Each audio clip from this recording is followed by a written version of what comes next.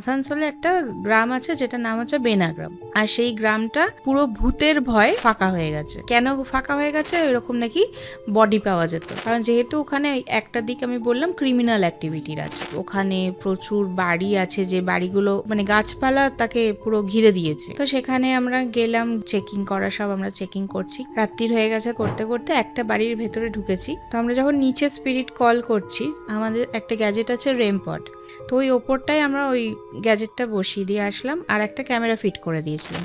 তো আমরা যখন নিচে স্পিরিট কল করছি, যেখানে যদি কেউ থেকে থাকে আমাদেরকে কোনোভাবে জানান দিন, ওপরে ওইটা জ্বলে উঠছে। আর যেই মোমেন্ট অফ টাইমে আমরা ডাকছি ওই মোমেন্ট অফ, তো ওই ক্যামেরাতে পরে যখন চেক করছি, দেখছি ওই ক্যামেরায় যে ভিডিওটা হয়েছে বিভিন্ন রকম সাউন্ড শোনা যাচ্ছে ওখানে। তিনটে বউ মনে হচ্ছে কাঁদছে, হ্যাঁ, মানে কান্নার মতন কান্নার একটা, আওয়াজ, আর অনেকগুলো বাচ্চার গিগলিং এর সাউন্ড। তো সেই জন্য তাদেরকে আমরা আরো প্রভোক করতে লাগলাম, আরো কতটা আপনার পাওয়ার দেখতে চাই, আপনি আমার ওপর কিছু হার্ম করুন না। আমি দেখতে চাই যে ও যখন এত কিছু পারছে তখন এটা কেন পারবে না, আমাকে স্ক্র্যাচ করো, আমার চুল ধরে টানো। তো আমি দেখছি যে যত আমি এইরকম টাইপের কথাবার্তা বলছি, মানে যা বলছিলাম রিডিং দিচ্ছিল, যে ইন্টারাকশনটা করছিল সেটা করছে না। তো আমরা পরে এটা মানে বুঝতে পারলাম যে ওখানে হয়তো কোনো এনার্জি আছে,